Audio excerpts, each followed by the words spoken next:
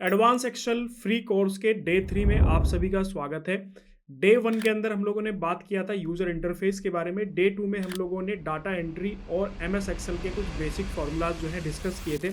अभी तक अगर आपने वो वीडियोस नहीं देखा है तो उनके लिंक मैंने कमेंट सेक्शन में पिन किया हुआ है, आप जाके उन वीडियोस को देख सकते हैं। आज है हमारा डे 3 और डे 3 हमारा काफ़ी इंपॉर्टेंट रहने वाला है क्योंकि इसमें हम लोग जो है बात करने वाले हैं डाटा क्लीनिंग के बारे में। जब भी आप एमएस एक्सेल सॉफ्टवेयर पे किसी डाटा पे वर्क करते हैं तो स्टार्टिंग में आपको जो है डाटा रो फॉर्म के अंदर मिलता है। उस डाटा के अंदर काफ़ी सारी फॉर्मेटिंग जो है मिस्टेक रहती है। उन फॉर्मेटिंग मिस्टेक्स को हमें करेक्ट करना होता है। उसके बाद ही हम उस डाटा को जो है यूज़ करते हैं। अभी आपको स्क्रीन पे ये डाटा यहाँ पे दिख रहा होगा। ये मैंने एक टेबल यहाँ पे बनाई हुई है। इस टेबल के अंदर अगर आप देखोगे तो ये डाटा जो है मेरा रो फॉर्म के अंदर है। यहाँ पे अगर आप देखोगे तो कुछ अलग वैल्यूज लिखी हुई हैं। यहाँ पे अगर आप देखो तो यहाँ पे हमें वैल्यूज दिख ही नहीं रही है। यहाँ पे आपका हैश करके आ रहा है। इसके अलावा अगर आप देखोगे तो किसी सेल का साइज बड़ा है, किसी सेल का साइज जो है वो छोटा है। यहाँ पे देखो रो का साइज आप देखो इसका काफी विड्थ ज्यादा है। हाइट इनकी यहाँ पे अगर आप देखोगे तो हाइट इनकी कम है। यहाँ पे आप देखोगे तो नेम प्रॉपर दिख नहीं रहे हैं। यहाँ पे अगर आप देखोगे तो इसकी फॉर्मेटिंग सही नहीं है। कोई टेक्स्ट लेफ्ट साइड में अलाइन है, कोई सेंटर में अलाइन है। तो इस तरह का ये जो है रो डेटा हमारे पास में आता है।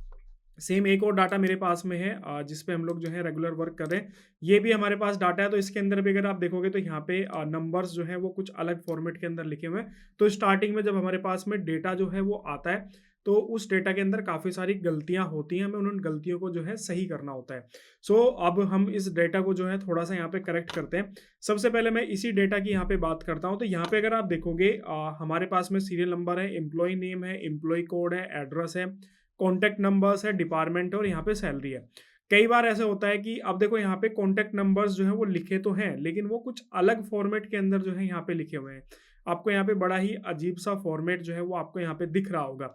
अब यहाँ पे क्या करना है, अब मुझे इनको करेक्ट फॉर्मेट के अंदर लेके आना है। तो मैं सिंपल क्या करूँगा, इनको यहाँ पे सिलेक्ट करूँगा। सिलेक्ट करने के बाद मैं यहाँ पे राइट क्लिक करूँगा। जैसे ही मैं राइट क्लिक करूँगा तो यहाँ पे जो है एक फॉर्मेटिंग का ऑप्शन जो है यहाँ पे मिलेगा। फॉर्मेट सेल पे आपको यहाँ पे क्लिक करना है। जैसे आप इस पे क्लिक करोगे तो एक डायलॉग बॉक्स आपका फॉर्मेट सेल का आपका ओपन हो जाएगा। आपको यहाँ पे नंबर्स पे आना है। डेसिमल प्लेस आप यहाँ पे इसको 0 कर दीजिए। देन उसके बाद आप ओके करोगे तो यहाँ पे देखो आपके नंबर्स जो है आपको यहाँ पे दिखने लगे हैं। अभी यहाँ पे 91 ऐड हुआ है, तो ऐड हो रखा है। तो ये कंट्री कोड के साथ में यहाँ पे हमारे नंबर्स जो है वो यहाँ पे ऐड है। तो इस तरीके से आप अगर कोई भी डाटा आपके पास में है और उसमें कुछ अलग तरह की वैल्यूज आप दिख रही है तो इस तरीके से आप फॉर्मेटिंग कर सकते हैं। सेम चीज मैं अगर इस डाटा के अंदर करूँ, यहाँ पे देखो ऑर्डर आईडी मेरी लिखी हुई है लेकिन अलग फॉर्मेट के अंदर लिखी हुई है। यहाँ पे 2E+11 लिखा हुआ है। बेसिकली क्या है कि ये 12 डिजिट का नंबर है और सेल का साइज जो है वो छोटा है, उसकी वजह से ये जो है यहाँ पे दिख रहा है। अगर यहाँ पे मान लो 12 लिखा होता है, 11 की जगह 12 लिखा होता तो इसका मतलब ये 13 डिजिट का नंबर होता। अभी यहाँ पे 11 लिखा है तो 11 का मतलब है कि यहाँ पे 12 डिजिट का मतलब एक प्लस करके हम लोग इसको देखते हैं।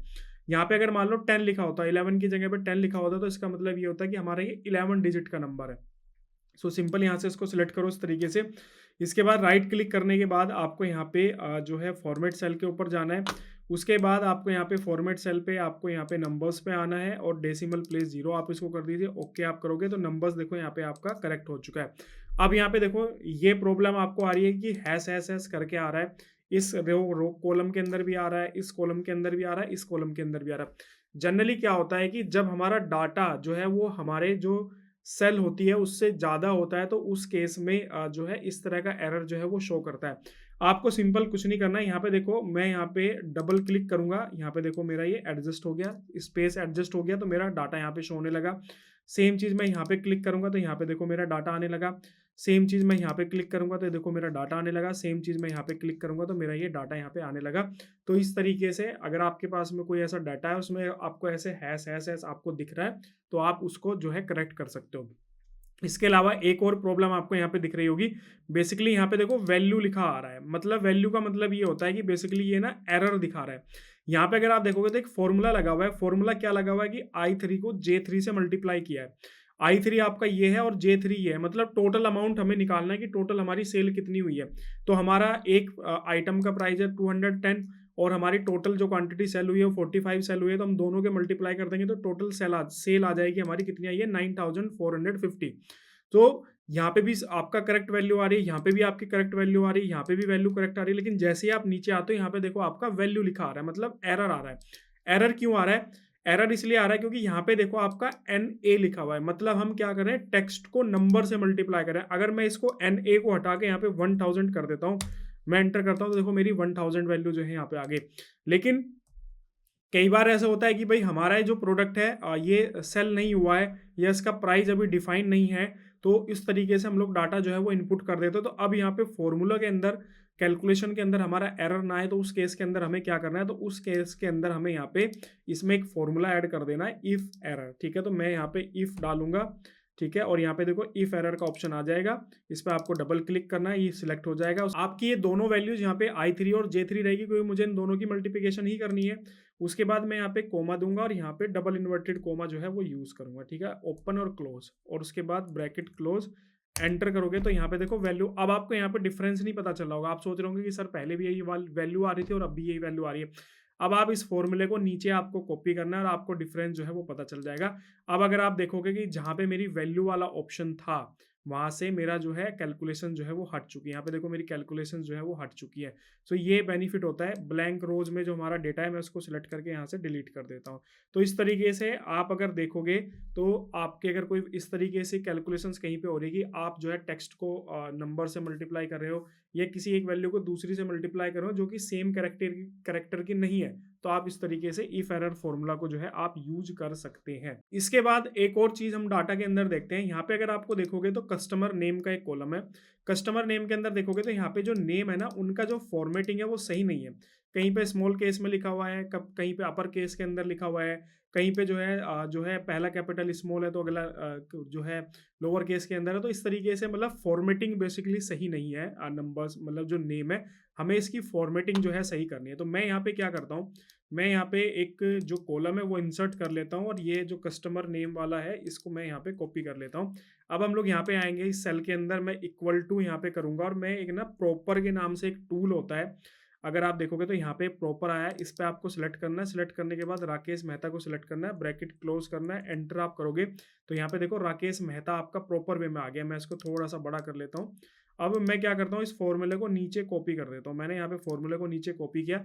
सो यहाँ पे देखो सोनू शर्मा नेम फॉर्मेटिंग, और यहाँ पे देखो करेक्ट फॉर्मेटिंग इसकी हो गई। यहाँ पे अगर आप देखोगे तो अनिल कुमार सारा कैपिटल लेटर के अंदर लिखा हुआ था, यहाँ पे अगर आप देखोगे तो स्मॉल कैपिटल के अंदर लेटर के अंदर आ गया। रोहित देखो यहाँ पे बिल्कुल करेक्ट फॉर्मेट के अंदर आ गया। तो इस तरीके से आप फॉर्मेटिंग करके नेम को करेक्ट कर सकते हो। अब आप और भी इसके अंदर चेंजेस कर सकते हो। जैसे मैं यहाँ पे एक सेल को ले लेता हूँ, मैं इस सेल के अंदर आता हूँ। अभी जैसे यहाँ पे सोनू शर्मा है, ये स्मॉल कैपिटल के अंदर है। मैं चाहता हूँ कि इसको सारे जो वर्ड है वो कैपिटल लेटर के अंदर आए। तो आप इसके अंदर यहाँ पे इक्वल टू अपर जो है यहाँ पे सिलेक्ट करेंगे और यहाँ से जो सोनू शर्मा इसको सिलेक्ट करो, कैपिटल ब्रैकेट क्लोज, एंटर करोगे तो देखो सोनू शर्मा कैपिटल लेटर के अंदर आ गया। कोई नेम अगर कैपिटल लेटर के अंदर है, जैसे अनिल कुमार कैपिटल लेटर के अंदर, आप इसको स्मॉल लेटर के अंदर लिखना चाहते हो, इक्वल टू करो और यहाँ पे स्मॉल आप करो, इस पर आपको डबल क्लिक करना है। उसके बाद आपने यहाँ पे अनिल कुमार को सिलेक्ट किया, ब्रैकेट क्लोज किया, एंटर करोगे, सॉरी स्मॉल नहीं आएगा, फॉर्मूला हमारा यहाँ पे आएगा लोअर। ठीक है, इक्वल टू लोअर, LOWER। ठीक है, सो यहाँ पे मैंने लोअर सिलेक्ट किया और यहाँ पे हमारा जो नेम था अनिल कुमार, मैंने इसको ब्रैकेट क्लोज किया, मैं एंटर करूंगा तो यहाँ पे देखो लोअर कैपिटल के अंदर आ गया। तो इस तरीके से आप किसी भी नेम को अपर कैपिटल, लोअर कैपिटल या फिर आप जो है उसके जो उसकी फॉर्मेटिंग होती है नाम लिखने की, उसमें कर सकते हो। अब जैसे मैं यहाँ पे इक्वल टू करता हूँ, मैंने यहाँ पे प्रॉपर लिखा, प्रॉपर पे गए और मैंने यहाँ पे सोनू शर्मा को सिलेक्ट किया, ब्रैकेट क्लोज, एंटर। तो यहाँ पे देखो जो प्रॉपर फॉर्मेटिंग होती है नाम की, उस फॉर्मेटिंग के अंदर आपको नाम जो है यहाँ पे दिख जाएगा। तो इस तरीके से आप नेम की फॉर्मेटिंग कर सकते हैं। अब एक प्रॉब्लम क्या आएगी कि सर यहाँ पे तो डबल डबल कॉलम हो गए, तो क्या हम अपने डेटा के अंदर इस तरीके से डबल डबल कॉलम रखेंगे? तो हम सिंपल क्या करेंगे, इसको डिलीट कर देते हैं। मैंने यहाँ से इसको डिलीट किया और जैसे ही मैं इसको डिलीट करूंगा तो आपको दिखेगा कि अरे ये क्या हुआ सर, यहाँ पे तो एरर आ गया, हमारे तो सारे जो नेम है वो गायब हो गए। ये प्रॉब्लम आती है। ये फॉर्मूला प्रॉब्लम क्यों आती है? क्योंकि हम लोगों ने यहाँ पे जो नेम लिखे थे वो इससे पहला जो कॉलम था यहाँ पे, इसी को रेफरेंस लेके हम लोगों ने इसको लिया था। जैसे मैं अगर यहाँ पे डबल क्लिक करता हूँ तो यहाँ पे देखो वैल्यू यहाँ पे राकेश मेहता नहीं लिखा हुआ है, यहाँ पे F3 लिखा हुआ है। तो मैं अगर F3 को डिलीट कर दूंगा तो यहाँ पे एरर आएगा ही आएगा। अब आपको क्या करना है, आपको बेसिकली इन वैल्यूज को सिलेक्ट करना है, Ctrl+C प्रेस करना है। Ctrl+C प्रेस करने के बाद आपको राइट क्लिक करना है। राइट क्लिक करने के बाद पेस्ट स्पेशल पे क्लिक करना है। पेस्ट स्पेशल पे क्लिक करने के बाद अब हमें इस तरीके से इसको पेस्ट करना है कि जो फॉर्मूला है वो मेरा हट जाए, खाली वैल्यू वैल्यू मेरी यहाँ पे पेस्ट हो जाए। तो मैं यहाँ पे सिर्फ वैल्यूज़ पे क्लिक करूँगा। अगर देखो आप ऑल पे क्लिक करोगे तो जो फ़ॉर्मूलाज़ है वो भी आपका कॉपी हो जाएगा। तो हमें फ़ॉर्मूला कॉपी नहीं करना है, हमें सिर्फ वैल्यू कॉपी करनी है। तो मैं वैल्यू पे क्लिक करूँगा, उसके बाद मैं ओके कर दूँगा। तो अब यहाँ पे देखो, आप देखो राकेश मेहता को सिलेक्ट कर रहे हो तो अब आपका यहाँ पे F3 नहीं आ रहा है। सोनू शर्मा को सिलेक्ट कर रहे हो तो यहाँ पे अब देखो आपका F4 नहीं आ रहा है। अब आप जो है, क्योंकि हमारी अब यहाँ पे वैल्यू पेस्ट हो चुकी है, ना कि फॉर्मूला पेस्ट हो रखा है। अब मैं इसको सिंपल राइट क्लिक करके यहाँ से डिलीट भी कर दूंगा तो मेरी वैल्यूज देखो यहाँ पे मुझे दिखाई देंगी। ठीक है, तो इस तरीके से आप जो है इसको कर सकते हो फॉर्मेटिंग को। इसके अलावा जो सेल के साइजेस वगैरह हैं, आप यहाँ पे देखो डबल क्लिक करके इस तरीके से जो आपके जो रोज थी उनके साइज भी आप जो है इंक्रीज या डिक्रीज कर सकते हो। जैसे मान लो मेरा कुछ सपोज करो रोज है, उनके साइज जो है वो क्या है, छोटे बड़े हैं। ठीक है, तो आप यहाँ पे इस तरीके से डबल क्लिक करो, यहाँ पे ऐसे डबल क्लिक किया, आप इस तरीके से डबल क्लिक करो, आपके यहाँ पे जो साइजेस हैं वो भी एडजस्ट हो जाएंगे। अब आपको यहाँ पे एक और चीज़ यहाँ पे दिखेगी, क्या दिख रहा है आपको यहाँ पे कि बेसिकली आपकी ना कुछ सेल जो है, कुछ रोज जो है वो आपकी ब्लैंक है। ठीक है, सो डेटा के अंदर क्या होता है कि जो ब्लैंक रोज होती हैं वो भी प्रॉब्लम्स जो है क्रिएट करती है, तो हमें उनको भी रिमूव करना होता है। आप सिंपल क्या करो, अपनी जो टेबल है इसको यहाँ से सिलेक्ट करो। मैंने यहाँ से अपनी टेबल को सिलेक्ट किया, अपने डेटा को सिलेक्ट किया। उसके बाद में आपको यहाँ पे बेसिकली जो है इंसर्ट वाले ऑप्शन के अंदर नहीं, आपको यहाँ पे डेटा के अंदर आना है। डेटा वाले फॉर्मूला के आपको अंदर आना है, इसमें आपको फिल्टर पे क्लिक करना है। जैसे आप इसमें फिल्टर पे क्लिक करोगे तो यहाँ पे आपका ये फिल्टर का ऑप्शन अप्लाई हो जाएगा। फिल्टर को आगे आने वाली वीडियोस के अंदर हम लोग डिटेल के अंदर समझेंगे, अभी आप बस इसी तरीके से इसको याद रखो कि आपको क्या करना है। मैं कंट्रोल Z कर लेता हूँ, आपको अपने डेटा को सिलेक्ट करना है। सिलेक्ट करने के बाद आपको डेटा के अंदर आना है, और डेटा के अंदर आने के बाद आपको यहाँ पे फिल्टर पे क्लिक कर लेना है। ठीक है, या फिर आप इसका शॉर्टकट फॉर्मूला भी होता है Ctrl+Shift+L। मैं यहाँ पे Ctrl+Shift+L करूंगा तो भी मेरा फिल्टर अप्लाई हो जाएगा। क्या करना है आपको, अगर आप इसको दोबारा से टाइप करोगे तो ये हट जाएगा। कंट्रोल प्रेस करना है, उसके साथ शिफ्ट प्रेस करना है, उसके साथ L प्रेस करना है, तो फिल्टर का ऑप्शन आ जाएगा।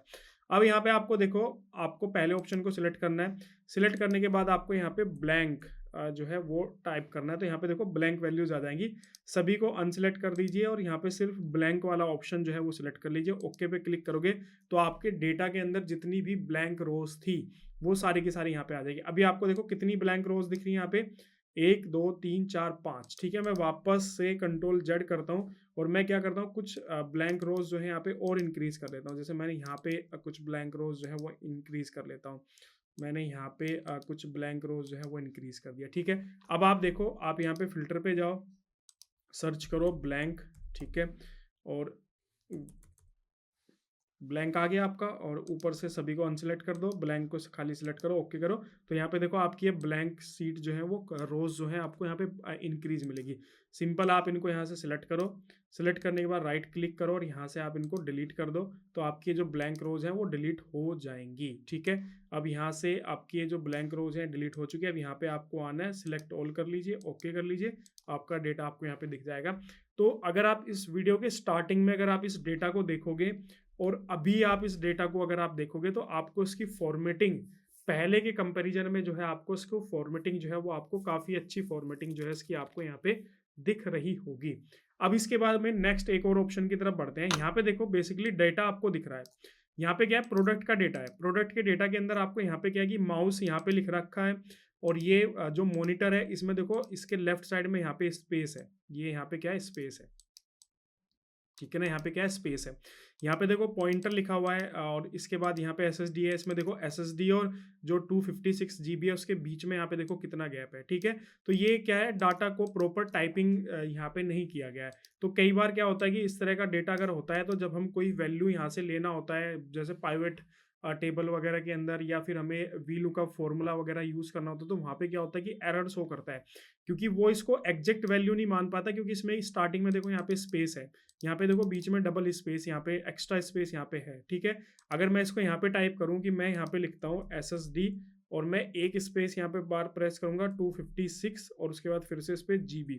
एक्चुअल में ये इस तरह का डेटा होना चाहिए, लेकिन यहाँ पे देखो ये कितना डेटा है। तो ये बेसिकली प्रॉब्लम्स आती हैं जब भी हमारे पास में कोई डेटा इस तरीके से आता है। तो मैं यहाँ पे इंसर्ट के ऑप्शन पे क्लिक करता हूँ, और मैं यहाँ पे प्रोडक्ट पे गया, Ctrl+C Ctrl+V, और मैं क्या करूँगा, इसको ट्रिम कर दूंगा। ट्रिम से क्या होगा, कि जो हमारा एक्स्ट्रा स्पेस होगा वो मेरा डिलीट हो जाएगा। मैंने माउस को सिलेक्ट किया, ब्रैकेट क्लोज, एंटर करेंगे। अब ये फॉर्मूला आप नीचे यहाँ पे कॉपी कर लीजिए। अब आप देखोगे कि बेसिकली आपका जो डेटा है बिल्कुल प्रॉपर फॉर्मेटिंग के अंदर है। यहाँ पे देखो एसएसडी और 256 जीबी के बीच में जो गैप था वो हट चुका है। यहाँ पे देखो मॉनिटर के स्टार्टिंग में जो गैप था वो हट चुका है। स्कैनर के से पहले जो आपका यहाँ पे गैप था वो हट चुका है। अब आपको सिंपल क्या करना है, सेम चीज़ अगर आप इसको डिलीट कर दोगे तो ये वैल्यूज भी आपकी डिलीट हो जाएंगी। तो सबसे पहले आपको इनको सेलेक्ट करना है, कंट्रोल सी कंट्रोल वी करना है, कंट्रोल सी करके और उसके बाद में आपको पेस्ट स्पेशल पे जाना है और यहाँ पे वैल्यूज ओके करोगे। अब ये आपकी वैल्यूज यहाँ पे पेस्ट हो चुकी है, आप इसको सिंपल जाके डिलीट कर दीजिए। ठीक है, देखो इसका बेनिफिट क्या होता है, मैं आपको यहाँ पे एक चीज बताता हूँ। मैं यहाँ पे लिखता हूँ जॉब, ठीक है। अब आपके हिसाब से जॉब यहाँ पे कितने वर्ड का नंबर है, मतलब कितने टेक्स्ट है इसके अंदर, 3 टेक्स्ट है, JOB। मैं यहाँ पे इसकी लेंथ चेक करता हूँ। मैं यहाँ पे इक्वल टू पे गया, मैंने यहाँ पे लेंथ जो है टाइप किया, ठीक है, और मैं यहाँ से इसको सिलेक्ट किया, ब्रैकेट क्लोज, एंटर करेंगे तो यहाँ पे देखो 3 नंबर्स आपको दिख रहे हैं जो कि बिल्कुल करेक्ट है, ठीक है। अब मैं क्या करता हूँ, मैं दोबारा से यहाँ पे जॉब टाइप करता हूँ और इसके यहाँ पे स्पेस क्रिएट मैंने यहाँ पे कर दिया, ठीक है। अब मैं यहाँ पे आता हूँ इक्वल टू और मैं यहाँ पे फिर से इसकी लेंथ चेक करता हूँ। मैंने यहाँ पे लेंथ किया और मैंने इसको सिलेक्ट किया, ब्रैकेट क्लोज किया, एंटर किया तो यहाँ पे देखो 8 आ रहा है। सामने से आपको क्या दिख रहा है, सामने से आपको दिख रहा है कि सिर्फ जॉब है जिसके अंदर 3 टेक्स्ट है, JOB। लेकिन एक्चुअल में यहाँ पे 3 टेक्स्ट नहीं है, यहाँ पे एक्चुअल में इसकी जो लेंथ है वो 8 है। क्यों? क्योंकि मैंने यहाँ पे जब मैं इसको लिख रहा था तो मैंने यहाँ पे जो है इसके पे स्पेस जो है यहाँ पे क्रिएट कर दिया। इस तरीके से मैंने यहाँ पे स्पेस क्रिएट कर दिया, जबकि मैंने ये जब मैं लिख रहा था तो इसके एंड में मैंने कोई स्पेस क्रिएट नहीं किया। या जैसे मैं स्टार्टिंग में दिखाता हूँ मैंने यहाँ पे स्पेस किया और उसके बाद फिर मैंने यहाँ पे जॉब टाइप किया, ठीक है। तो अब यहाँ पे देखो जॉब से पहले कुछ वर्ड का स्पेस मैंने यहाँ पे अरेंज, मतलब इसके अंदर इनपुट दे दिया। अब मैं इसकी अगर लेंथ यहाँ पे टाइप करना चाहूँगा, इक्वल टू मैं यहाँ पे लेंथ इसकी करना चाहूँगा। मैंने लेंथ पे क्लिक किया और इसको आप सिलेक्ट करोगे, एंटर करोगे, एंटर करोगे तो यहाँ पे देखो 8 नंबर्स आ रहा है, क्योंकि इससे पहले मैंने इसके अंदर क्या कर दिया था, स्पेस दे दिया था। अब देखो आप इसको जो है इस स्पेस को हटाओ इस तरीके से, यहाँ पे देखो स्पेस हटा, एंटर प्रेस करोगे तो अब देखो यहाँ पे आपकी वैल्यूज आई। तो एक तरीका तो क्या होता है कि आप सारे टेक्स्ट को सिलेक्ट करो 1 बाय 1 और फिर उसमें से जाके स्पेस हटाओ, या आप डायरेक्ट फॉर्मूला लगाओ ट्रिम का। जैसे ये वाली वैल्यूज है, इसकी मुझे यहाँ पे इक्वल टू और मैं यहाँ पे ट्रिम कर देता हूँ, उसको ट्रिम किया, सिलेक्ट किया एंड ब्रैकेट क्लोज, एंटर करेंगे। अब यहाँ पे देखो अगर मैं इसकी लेंथ चेक करता हूँ, इक्वल टू लेंथ और मैंने इसको यहाँ से सिलेक्ट किया, ब्रैकेट क्लोज, एंटर करेंगे तो देखो वैल्यूज आपको 3 ही दिखेगी। तो ये बहुत बड़ा बेनिफिट होता है कि अगर आपके डेटा के अंदर कोई एक्स्ट्रा स्पेस है तो उस एक्स्ट्रा स्पेस को आप बड़े ही आसानी से रिमूव कर सकते हो ट्रिम कमांड को यूज़ करके, ठीक है। इसके अलावा कुछ और चीज़ें देखते हैं जो जनरली कई बार होता है। कई बार ऐसा होता है कि हमारे पास में कोई डेटा होता है और उस डेटा के अंदर डुप्लीकेट वैल्यूज़ होती है। अब डुप्लीकेट वैल्यूज़ जो है हमारे लिए काफ़ी नुकसानदायक हो सकती हैं। मान लो आपको कोई मैसेजेस वगैरह भेजने हैं, कोई कैंपेन आपको रन करना है और वहाँ पे आपकी मल्टीपल वैल्यूज़ जो है वो कॉपी हैं, या आपके सपोज करो मोबाइल नंबर पे आपको टेक्स्ट मैसेजेस भेजने हैं और आपकी जो सीट है उस सीट पे मल्टीपल जो है नंबर जो है वो रिपीट है, या फिर आपको सपोज करो मेल किसी को करना है और उस मेल आईडी का जो आपके पास में जो सीट है उसके अंदर काफ़ी सारे मेल जो है वो मल्टीपल टाइम रिपीट हो रहे हैं। तो अब क्या होगा, जैसे आप सॉफ्टवेयर के अंदर वो सीट अपलोड करोगे और आप जो है मेल सेंड कर दोगे तो क्या होगा कि सेम मेल जो है एक ही मेल आईडी पे मल्टीपल टाइम जो है चला जाएगा। तो आपकी जो कॉस्टिंग आ रही है मेल सेंड करने की या फिर मैसेज सेंड करने की वो इंक्रीज हो जाएगी। बेनिफिट आपको उतना नहीं हुआ क्योंकि आपको उस नंबर पे सिर्फ एक ही मैसेज या एक ही मेल करना था, लेकिन आपने आपके पास मल्टीपल डुप्लीकेट वैल्यूज़ की वजह से आपने मल्टीपल टाइम्स जो है आपने मैसेज या फिर मेल जो है वो सेंड कर दिया, तो आपकी कॉस्टिंग इंक्रीज हो जाएगी। तो जब आप डेटा में काम करते हैं तो आपकी ये भी रिस्पॉन्सिबिलिटी बनती है कि आप उस डेटा में जो भी डुप्लीकेट वैल्यूज है आप उनको रिमूव करो। अब जैसे मेरे पास में ये एम्प्लॉय का डाटा है, सो एम्प्लॉय के डाटा के अंदर क्या क्या चीज़ें डुप्लीकेट हो सकती हैं। जैसे एम्प्लॉय का नाम, किसी भी कंपनी के अंदर एक एम्प्लॉय, एक नेम के कई एम्प्लॉय हो सकते हैं, ठीक है। तो मैं एम्प्लॉय के नेम पे तो जो है डुप्लीकेट वैल्यूज आइडेंटिफाई नहीं करूँगा। एड्रेस भी कई केस के अंदर जो है एड्रेस भी सेम हो सकता है, लोकेशन वाइज भी सेम हो सकता है, ठीक है। तो मैं इस बेसिस पे भी मतलब डुप्लीकेट वैल्यू रिमूव नहीं करूँगा। कॉन्टैक्ट नंबर के बेसिस पे मैं डुप्लीकेट, क्योंकि एक कॉन्टैक्ट नंबर जो है 2 एम्प्लॉयज़ के पास में नहीं हो सकता है। इसके अलावा डिपार्टमेंट भी अगर आप देखोगे तो एक ही डिपार्टमेंट के अंदर जो है मल्टीपल एम्प्लॉइज़ जो है वो हो सकते हैं, तो डिपार्टमेंट भी मेरा डुप्लीकेट हो सकता है। सैलरी भी मेरी जो है कॉमन हो सकती है। हो सकता है कि कंपनी के अंदर कई एम्प्लॉई ऐसे हैं जिनकी जो सैलरी है वो सेम है। तो यहाँ पे अगर आप देखोगे, अगर आपसे कोई बोला जाए कि आपके पास ये डेटा है, इस डेटा के अंदर से आपको डुप्लीकेट रिमूव करना है, तो आप किन-किन फैक्टर्स पे डुप्लीकेट रिमूव करोगे? एक डुप्लीकेट हम लोग रिमूव करेंगे एम्प्लॉयी कोड, क्योंकि एक एम्प्लॉयी का एक ही कोड होगा, यूनिक कोड, ठीक है? अगर एक ही कोड पे जो है मल्टीपल एम्प्लॉइज़ हैं, तो फिर उसके अंदर कुछ ना कुछ एरर है। दूसरा कॉन्टैक्ट नंबर, ठीक है? सो मैं यहाँ से क्या करता हूँ, मैंने इस डेटा को इस तरीके से सिलेक्ट किया। सिलेक्ट करने के बाद डेटा वाले ऑप्शन पे जाओगे, यहाँ पे ना एक ऑप्शन मिलेगा आपको डेटा टूल्स के अंदर, डुप्लीकेट रिमूव डुप्लीकेट्स, ठीक है? मैंने इस पे क्लिक किया। जैसे ही मैं इस पे क्लिक करता हूँ, तो देखो मुझे यहाँ पे मल्टीपल ऑप्शंस मिलते हैं। सीरियल नंबर मिल रहा है, तो क्या सीरियल नंबर के बेसिस पे मैं डुप्लीकेट रिमूव करूँगा? बिल्कुल भी नहीं। क्या मैं नेम के बेसिस पे डुप्लीकेट रिमूव करूँगा? बिल्कुल भी नहीं। तो मैंने इसको भी हटा दिया, यहाँ से इसको अनचेक कर दिया। एम्प्लॉयी कोड, कोड के बेसिस पे मैं डुप्लीकेट आइडेंटिफाई करूँगा, येस, मैंने इसको सिलेक्ट किया। एड्रेस पे भी नहीं मैं रखूँगा, कॉन्टैक्ट नंबर पे भी मुझे नहीं रखना है, मतलब कॉन्टैक्ट नंबर पे भी मैं डुप्लीकेट फाइंड आउट करूँगा, लेकिन इसको हम बाद में सेलेक्ट करेंगे। पहले अभी हम सिर्फ एम्प्लॉयी कोड के बेसिस पे हम लोग करेंगे। उसके बाद डिपार्टमेंट, सैलरी भी मैं हटा देता हूँ। उसके बाद मैं ओके पे क्लिक करता हूँ, तो देखो यहाँ पे 2 डुप्लीकेट वैल्यूज़ मुझे यहाँ पे जो है ये सिस्टम बता रहा है। उसके बाद मैं ओके पे क्लिक करूँगा, तो मेरी डुप्लीकेट वैल्यूज़ यहाँ से हट चुकी है। कंट्रोल जेड करता हूँ, तो वैल्यूज़ देखो यहाँ पे, वैल्यूज़ यहाँ पे देखो कितनी है, 21 वैल्यूज़ थी, और मैंने जब डुप्लीकेट अप्लाई किया, यहाँ पे देखोगे तो कोड मेरे रिपीट हो रहे हैं। ये देखो आपका 102 नंबर रिपीट हो रहा है, और यहाँ पे अगर आप देखोगे तो 105 नंबर रिपीट हो रहा है, ठीक है? सो ये 2 वैल्यूज़ यहाँ पे रिपीट हो रही थी, इसी को इसने यहाँ पे आइडेंटिफाई किया, और यहाँ से इसने क्या किया, इसने इसको रिमूव कर दिया। डुप्लीकेट पे जाओगे, मैंने यहाँ पे एम्प्लॉयी कोड, तो आपको यहाँ पे बेसिकली वही पैरामीटर सेलेक्ट करना है जिस पैरामीटर के बेसिस पे आपको डुप्लीकेट रिमूव करना है। अभी यहाँ पे देखो टोटल आपके सीरियल नंबर 21 है। जैसे डुप्लीकेट रिमूव होंगे, सो यहाँ पे आपके जो टोटल वैल्यूज़ हैं, टोटल जो वैल्यूज़ हो जाएंगी वो 19 हो जाएगी, ठीक है? तो यहाँ पे ये वापस आपके 19 आपको टाइप करना पड़ेगा, क्योंकि हमारा 18 और जो था 19 वो हमारे यहाँ पे रिमूव हो चुका है, ठीक है? इसके अलावा वापस हम लोग क्या करते हैं, मैं यहाँ पे ना नंबर डुप्लीकेट करता हूँ, तो कुछ नंबर्स को मैं कॉमन कर देता हूँ। मैंने यहाँ से सिलेक्ट किया, एंटर कर दिया, और मैंने यहाँ से इक्वल टू किया, और इसको ये 2 नंबर मैंने यहाँ पे डुप्लीकेट जो है कर दिए। मैं इसको एक बार बोल्ड कर लेता हूँ। ये मैंने यहाँ पे बोल्ड किया, 99, ये भी वैल्यूज़ मेरी हैं, और एक मेरी वैल्यूज़ थी ये वाली, ठीक है? अब इसके बाद में हम लोग क्या करते हैं, वापस अपने डेटा को सिलेक्ट करते हैं। मैंने इस डेटा को यहाँ से सिलेक्ट किया। सिलेक्ट करने के बाद मैं डेटा के अंदर जाता हूँ, और यहाँ पे डुप्लीकेट वाले ऑप्शन पे क्लिक करता हूँ। अब मैं क्या करता हूँ, एम्प्लॉय कोड के बेसिस पे मैं चेक कर चुका हूँ, तो एम्प्लॉय कोड के बेसिस पे जितने भी डुप्लीकेट थे वो हट चुके हैं। अब मैं नंबर के बेसिस पे यहाँ पे करना चाहता हूँ, तो मैं सबको हटा दूंगा, यहाँ से सिर्फ नंबर रखूँगा। उसके बाद ओके पे क्लिक करूँगा, तो यहाँ पे देखो 2 डुप्लीकेट वैल्यूज़ मेरी फाइंड आउट हुई। अब मैं यहाँ पे ओके पे जैसे क्लिक करूँगा, तो वो वैल्यूज़ जो है मेरी यहाँ से क्या हो गई, यहाँ से रिमूव हो गई है, ठीक है? तो इस तरीके से हम लोग जो है बड़े ही आसानी से जो डेटा है उसके अंदर से डुप्लीकेट वैल्यूज़ को क्या कर सकते हैं, रिमूव कर सकते हैं। तो आपको इस फॉर्मूला को भी इस तरीके से मतलब यूज़ करना है, क्योंकि बहुत काफ़ी बड़ा नुकसान हो सकता है।